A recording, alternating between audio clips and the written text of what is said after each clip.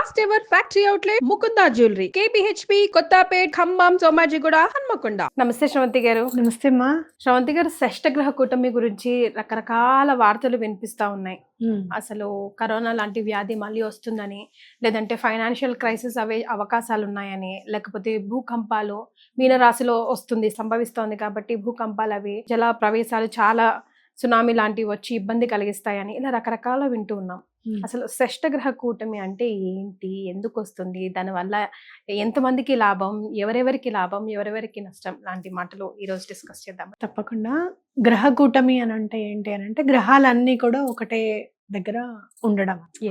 కాబట్టి ఇవన్నీ ఒక దగ్గర ఉంటాయి కనుక అవి ఇచ్చే మ్యాలిఫిక్ ఎఫెక్ట్స్ అనేవి చాలా తీవ్రంగా ఉంటాయి అని చెప్పి చెప్తారు. మన అనలైజేషన్ ఎప్పుడు కూడా చెడు ఎప్పుడు జరిగింది అనేది బాగా గుర్తుపెట్టుకొని దానికి రీజన్స్ అన్ని వెతికి అది బాగా గుర్తుపెట్టుకోవడానికి ప్రయత్నం చేస్తాం మనం. మళ్ళీ అవి రాకుండా వచ్చినప్పుడు మళ్ళీ ఇప్పుడు చేసినవి చేయకుండా ఇంకెలా చేయొచ్చు. నాణానికి రెండో వైపు చూడాల్సింది ఏంటి అంటే కాయిన్ అదర్ సైడ్ కూడా ఉంటుంది. ఏంటి అంటే గ్రహకూటం వల్ల మంచి కూడా జరిగే అవకాశం ఉంది అనేది గుర్తుపెట్టుకోవాలన్నమాట. ఏదైనా కూడా ప్రకృతి మనకి మంచి చేయడానికి అనేది ఇస్తుంది అనేది కనుక మనం గుర్తుపెట్టుకుంటే కనుక ఆ కోణంలోంచి కూడా మనం ఆలోచించడానికి అవకాశం. సో ఇది పాజిటివ్ కూడా ఇస్తుంది, ఓన్లీ నెగిటివ్ కాదు. నెగిటివ్ అనేది కాదు, పాజిటివ్ కూడా తప్పకుండా ఇస్తుంది అనేది మనం గుర్తుపెట్టుకోవాలి. అట్లాగే మనము ఇప్పుడు చూస్తూ ఉన్నది ఏంటి అని అంటే క్రైసిస్ ఆల్రెడీ మనం 2029 స్టార్ట్ అయినప్పుడు కూడా న్యూమరాలజీ పరంగా కూడా చాలా అసలు డ్రాస్టిక్ గా ఉంటాయి ఏ చేంజెస్ అయినా కూడా అనేది మనం చెప్పుకోవడం జరిగింది. మనం చూస్తే కనుక ఎందుకంటే కుజుడు అంటే చాలా పవర్ఫుల్ 9 నెంబర్ కదా, 2025 అంతా యాడ్ చేసుకుంటే 9 నెంబర్ చాలా పవర్ఫుల్ అన్నమాట. మీరు చూస్తే కనుక అగ్రరాజ్యంలో కూడా ఎలాంటి మార్పుల్ని చూస్తున్నాము అనేది అంచనా వేయాలి మనం ఈ పాటకే.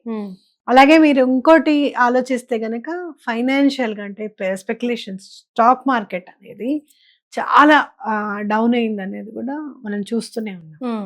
అయితే ఈ గ్రహకూటమి వల్ల ఆరోగ్యము అనారోగ్యం వాటికంటే కూడా ఎక్కువగా ఫైనాన్షియల్ మీద కానివ్వండి, రిలేషన్స్ మీద కానివ్వండి ఎక్కువగా ఇంపాక్ట్ చూపిస్తుంది అనేది గుర్తుపెట్టుకోవాలి.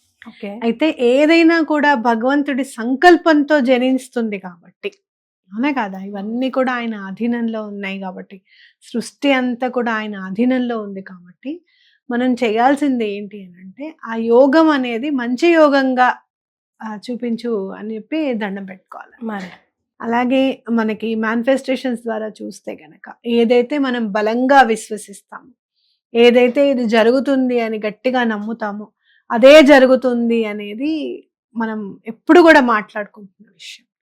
కాబట్టి దీనివల్ల ఇలా జరుగుతుంటా అనే బదులు దీనివల్ల మంచే జరుగుతుందిట అని మనం నమ్మి ఆ మంచి ఏం జరుగుతుంది అనేది అనలైజ్ చేసుకుంటే కనుక మనకి చాలా మంచి జరుగుతుంది అనేది గుర్తుపెట్టుకోవాలి.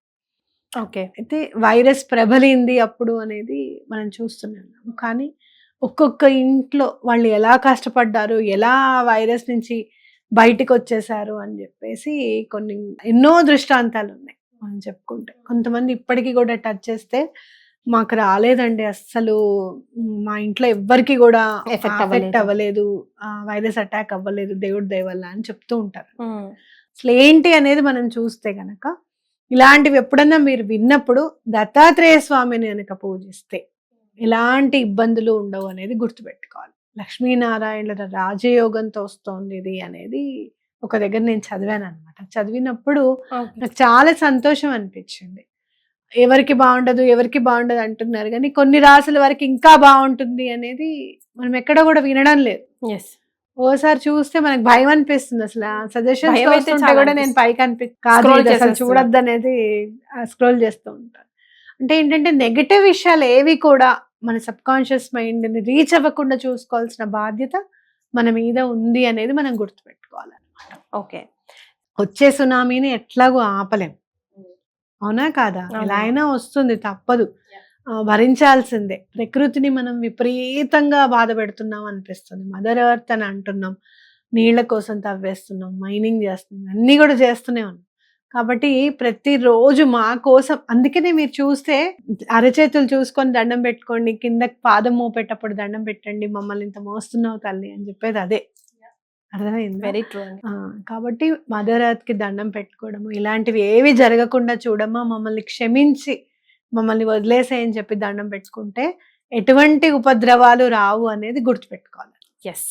సో విన్నారా శ్రవంతి గారు ఏం చెప్తున్నారో? ఎస్, షష్టగ్రహ కూటమి అన్నది ఉంది. దాన్ని ఎప్పుడు ఎవ్వరం ఎలాగో తప్పించలేము. అది ఎలాగో తంబురులు కాబట్టి పాజిటివ్ కూడా ఉంది. నెగిటివ్ వైపే ఆలోచించొద్దు. ఆ నెగిటివ్నే ఇంకా మీరు మేనిఫెస్ట్ చేసి యూనివర్స్కి నెగిటివ్ పవర్ ఇవ్వద్దు. అదేదో పాజిటివ్ సైడ్ చూసి పాజిటివిటీ ఇవ్వండి. అంతా పాజిటివ్ మేనిఫెస్ట్ చేస్తుంది.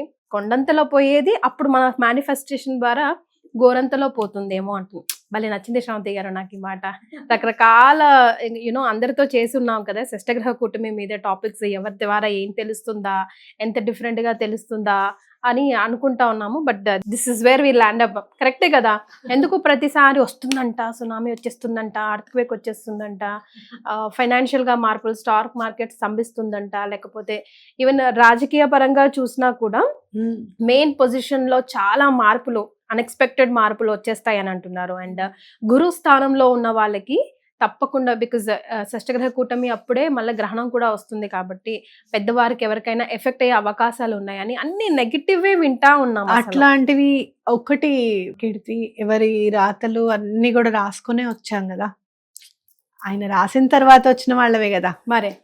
కాబట్టి నేనేమనుకుంటాను అనంటే, అట్లా కాదు స్వామి, ఇది ఇట్లా జరుగుతుందిట, ఇలాంటివి ఏవి కూడా జరగకుండా చూడమని దండం పెట్టుకుంటే 10 మందిలో 9 మంది ఒకటే దండం పెట్టుకున్నారనుకోండి, ఆ 9 మంది అనుకున్నదే జరగడానికి అవకాశం ఉంది అనేది ఖచ్చితంగా మనం నమ్మాలి అనేది నా భావన. సో మనం కూడా షష్టగ్రహ కూటమి ఎస్ ఉంది, బట్ దాని నెగిటివ్ ఎంత ఉందో పాజిటివ్ అంత ఉంది. కాకపోతే కంపల్సరిగా ఎప్పుడైనా విన్నారా, ఆస్టరాయిడ్స్ భూమికి తగిలిపోతున్న క్షణంలో ఉందని చెప్పి ఎన్నో ఉంటాయి, కానీ ఏది తగలకుండా ఎలా మరి వెళ్ళిపోతున్నాయి, అది భగవత అనుగ్రహమే కదా మరి.